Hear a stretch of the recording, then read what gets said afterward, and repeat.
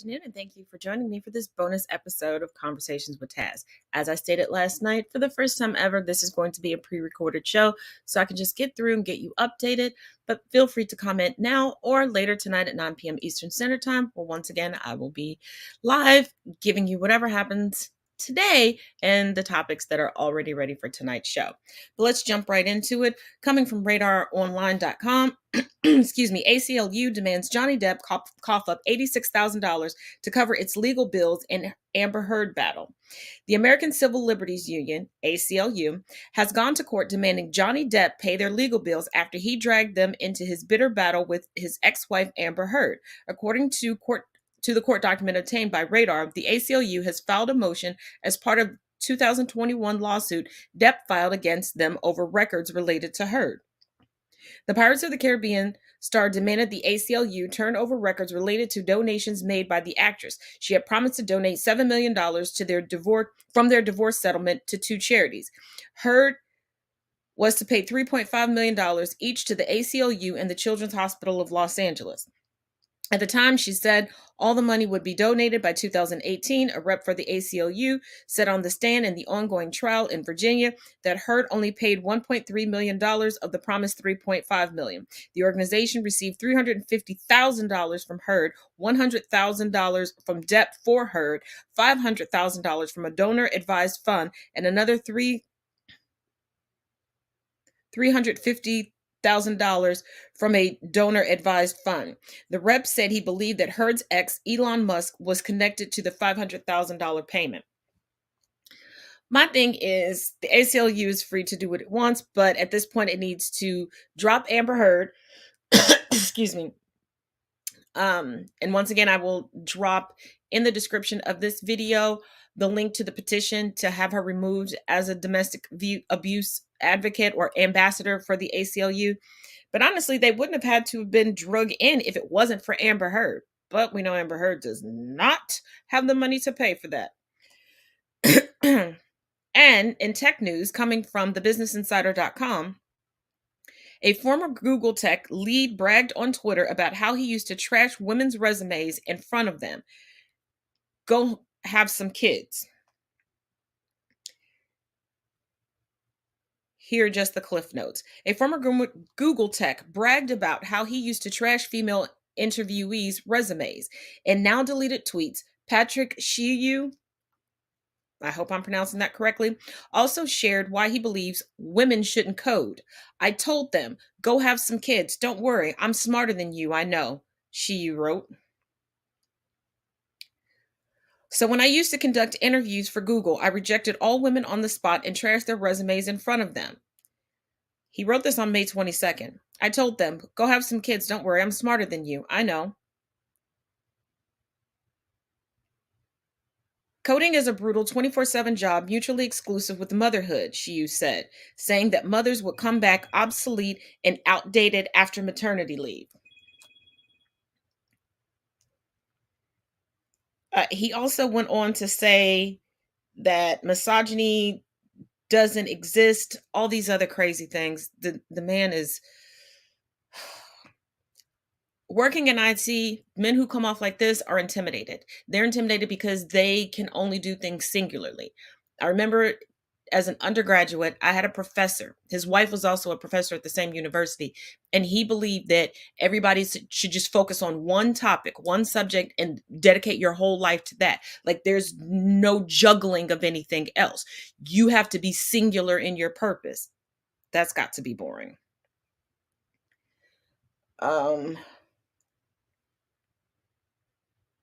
Coming from KSAT.com, active shooter message sent to parents further muddles law enforcement timeline of Uvalde school massacre. Audio obtained by KSAT 12 defenders raises new questions about law enforcement's response to last week's Uvalde massacre, the deadliest school shooting in Texas history. A phone message received by parents in the Uvalde Consolidated Independent School District at 12:20 p.m. the day of the shooting indicates that district officials were calling it an active shooter incident. The 45-second message, previously recorded by the district's executive director of communications and marketing, acknowledged that an active shooter was at Robb Elementary School and implored parents to stay away from the campus. A detailed timeline released by Texas Department of Public Safety officials late last week indicates that at 12:20 p.m. law enforcement officers gathered inside the school continued to hang back and not engage the shooter, 18-year-old Salvador Ramos. That's despite repeated calls to 911 from people inside the building, including children. DPS Director Steve McCraw said Friday that the scene's incident commander, USISD Police Department Chief Pete Arredondo, had incorrectly believed the incident had transitioned from an active shooter to a barricaded subject.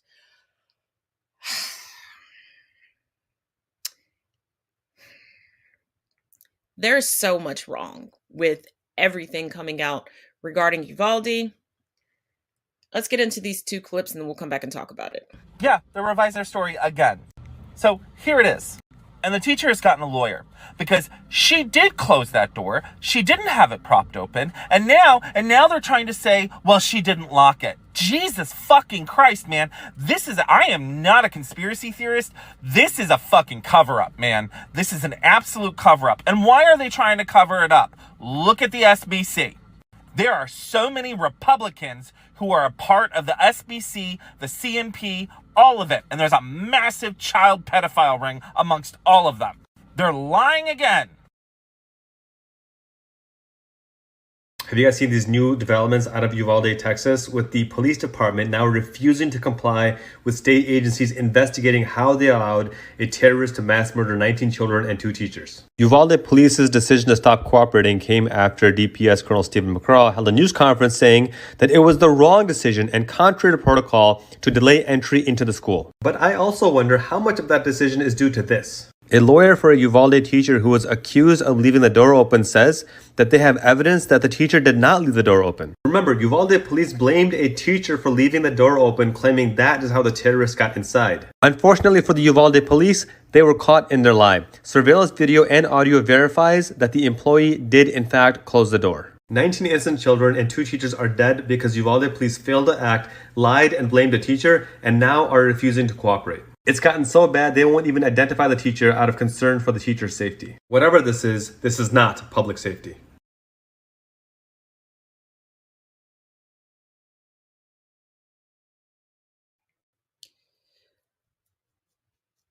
Also, the police are no longer cooperating. Questions are not being answered. The waters are getting further and further muddied regarding this. And coming from ABC News, it's not our fault, NRA Convention attendee says of Uvalde shooting. Days after the shooting massacre at a Texas elementary school, the National Rifle Association is gathering this weekend in Houston as the debate over gun control heats up. The annual convention has also drawn protesters calling for greater gun reforms in the wake of the shooting at Robb Elementary School in Uvalde. One attendee said she struggled with the debate over gun reform as both a Texas gun owner and a grandmother of 13. I struggle with that a lot, Teresa Wakefield of Houston told ABC News Friday while browsing the floor of the gun show. They don't care. They care about looking good. And what do I mean by that? Take a look at this. You my bitches, no discussion. You my bitch. Tell me why don't try. No, but for real, let's talk about it, because there's currently a public relations stunt that I don't think a lot of people are peeping game to, but I'm gonna put y'all on. So in Chicago news media, and my people who live in Chicago, y'all already know what I'm talking about. In Chicago news media, they're beginning to classify the shootings that happen in Chicago as mass shootings. Now, I find this very interesting because as a statistician, what that means is that it'll begin to muddy the data. Because the data right now, in terms of mass shootings that happen in the United States of America, is overwhelmingly white and male. Which means that in data sets that come out about crime statistics in the United States, they will be heavily overrepresented, which will throw the data from where it is now. And according to the crime statistics right now, white men are on par to outpace everybody else in terms of violent crimes committed in the United States. Yeah, y'all ain't slick.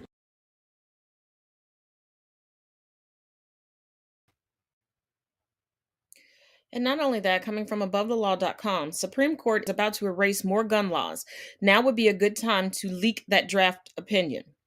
No one holds any illusions about what New York State about what New York State Rifle and Pistol v. Bruin is going to say. Oral argument made that clear that the majority of the Supreme Court will yet again obliterate even the mildest of gun regulations in service of its gun lobbying masters. As staunch conservative former Chief Justice Warren Burger noted years ago, the idea that the Second Amendment conveys an inviolable individual right to own firearms is a fraud upon the American public, but the breed of conservative with an eye on jurisprudence and precedent is gone. So they're going to skew the statistics so they can get on the news and once again tell you that it's the black and brown people in the shadows that you should fear, while making it easier to have access to weapons, forgetting that the Second Amendment calls for a well-regulated militia. Where are these people having their trainings? Because the weekend warriors are in the reserves, right? That is our militia, correct? And speaking of skewing statistics, how many of you all remember the Georgia school shooting where no one was shot and the shooter was actually talked down? Not sure what I'm talking about? Let's take a trip down memory lane. Y'all remember the school shooting that happened right after Sandy Hook? Right after Sandy Hook? Hold on. No, it does matter. I can let them know that you have not tried to harm me or do anything with me or anything if you want to. But that doesn't make any difference. You didn't hit anybody. So, okay, let me ask you this, ma'am. He didn't hit anybody. He just shot outside the door. If I walk out there with him, so they won't shoot him or anything like that, he wants to give himself up, is that okay? They won't shoot him? Yes, and he said he just want to go to the hospital? Okay. She said, hold on one moment. Okay, she said, hold on, and she's going to talk to the police officer, and I'll go out there with you. This was in Atlanta. Well, don't feel bad, baby. My husband just left me after 33 years. But she a bookkeeper. Yes, you do. I mean, I'm sitting here with you and talking to you about it. She did more than the fucking I got police. a son that's multiple disabled. Can I speak to her? Let me talk to her. Let her know that I'm gonna go with you. This happened after Sandy Hook. You want me to talk to her? This is a bookkeeper. No, you didn't, babe. It's all going to be well. The lady's going to talk to the police. She did more than the police did. Okay. Hold on a second, okay? Don't hang up the phone. Okay, hold on. He wants me to go over here to the intercom, so hold on for me, okay? Okay, wait a minute. So can you talk to the police and let them know that I'm going to walk out there with him and he wants to give himself up? Okay, I am. Let me get an okay from them, okay? Okay. Antoinette you let me know what we need to do. He wants me to go on the intercom and let everybody know that he's sorry, okay? Okay. Okay, hold on. The power of a black woman. Yes, she stood with him. Come on out. But he wants to know, what do you want him to do with the gun? Okay. Or you want to send a police officer in, and he said he'll be on the ground with his hands behind his back, and I'll take the gun from him and put it over here on the other side by me. Okay, one moment. Okay. The fucking police in Texas couldn't do that. Put all that over here so that way they won't see it, okay? Come over here and put it over here on this. Okay. Not one child died. Put it all up there, okay. He's put the weapons down? Yeah. So hold on before you come. He's putting everything down. Okay. So he's going to get on the floor, so tell him to hold on a minute. So let him get everything together. He's getting it all together. Okay. Tell me when you...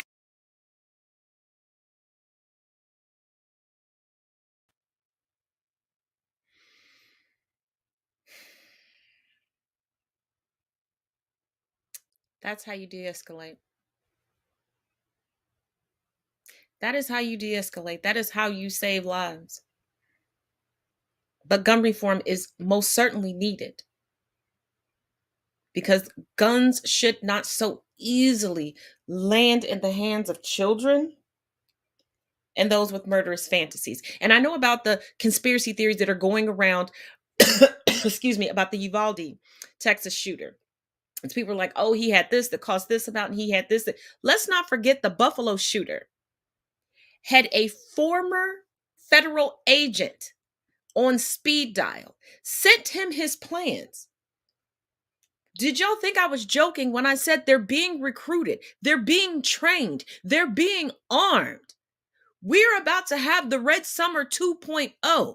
They have reached back to their tactics from the Jim Crow days and before. They are going to force white women to breed as they used to breed us, and they are going to ensure that they stay numerically the majority.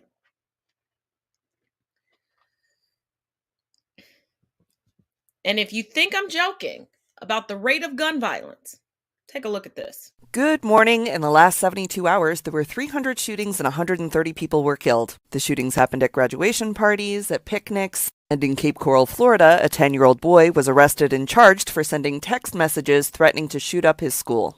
So genuinely, what do we do?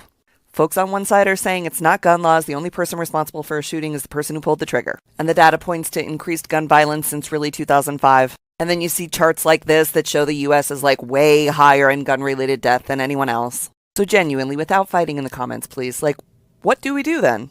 There has to be some compromise, right? There has to be something we all agree on.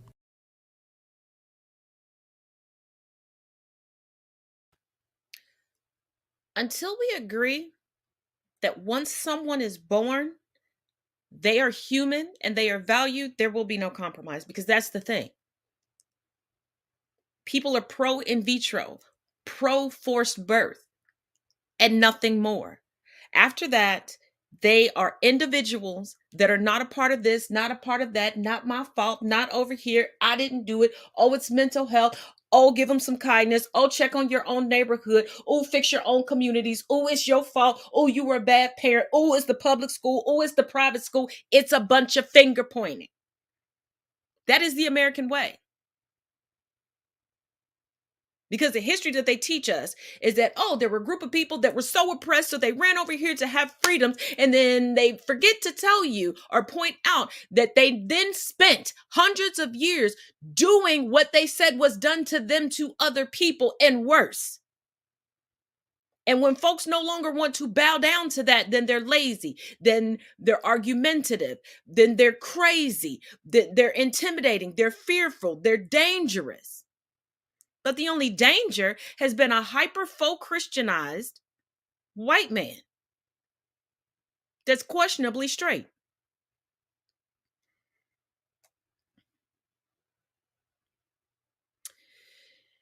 And for those of y'all that still want to back the blue, watch this. Recap. This police chief ordered guns that he knew were illegal for American citizens to carry or own. He sold them to a gun dealer for profit. He put over 200 military-grade weapons on our streets. High-powered military-grade weapons that can shoot down planes.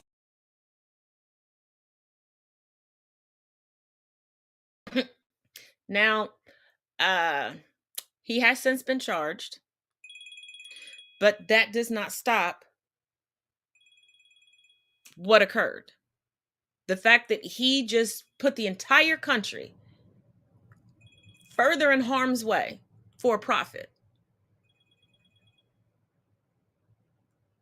Despicable. Utterly, utterly despicable.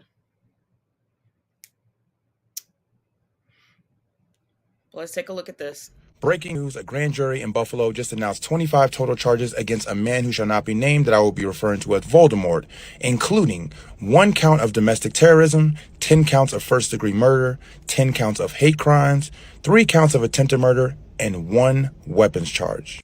Now, this is a great start. However, now I also think they should be trying to charge the 6 individuals who I deem to be accomplice based off the actions you see before you. What are your thoughts?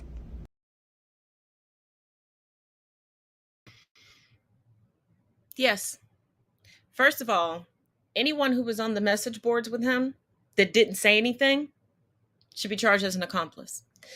The former federal agent that was on the phone with him and knew because he looked at his plans should be charged along with him. Anyone viewing that Twitch feed that commented, hooray, egged him on that did not report it should be charged as an accomplice. And for all of you who think the answer is, let's harden the schools, let's, get bulletproof this, let's get retired police officers, honorably discharged military personnel to come through. Why? Do you want a police state? Because it is consistently mind-boggling that the party that is supposed to be about minimal or small government keeps wanting to implant the government further and further into everyone's lives as if they are not also citizens here. Because it's not just schools being shot up. It's churches, it's grocery stores, it's movie theaters. So now what? Y'all had a problem wearing a mask to protect your fellow citizens, to protect children. What are you going to do when now you have to show ID and get pat down and have to walk through metal detectors in order to just go see your favorite movie or go pick up a loaf of bread or drop your kids off at school? Y'all complained about the 2020 graduations. What happens when that becomes a norm because they can no longer put everybody in the same building?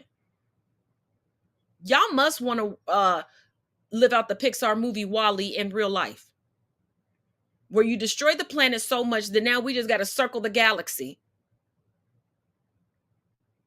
and just highly depend on individualism and keeping everyone just distracted with technology so that they don't talk to or interact with each other in order for us to stay alive.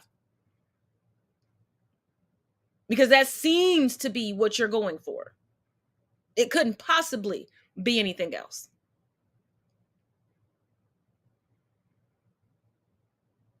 Also, regarding the January 6th insurrection trials, there was yet another major victory. So the convictions, the streak is continuing to go.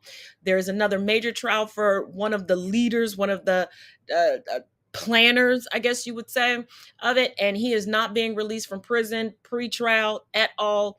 All that stuff that they were doing before, granting people the ability to go on exotic vacations and all this other stuff because, they needed a stress relief. And people thinking that prison was, Club Med.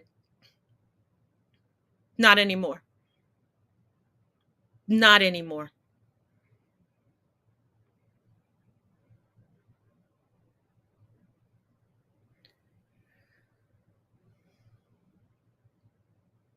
But with that, we're all caught up, and I will see you all tonight at 9 p.m. Eastern Standard Time. Don't forget to check out Camp Taz, the blog, at blogspot.com. And also, don't forget to go over and snatch your merch.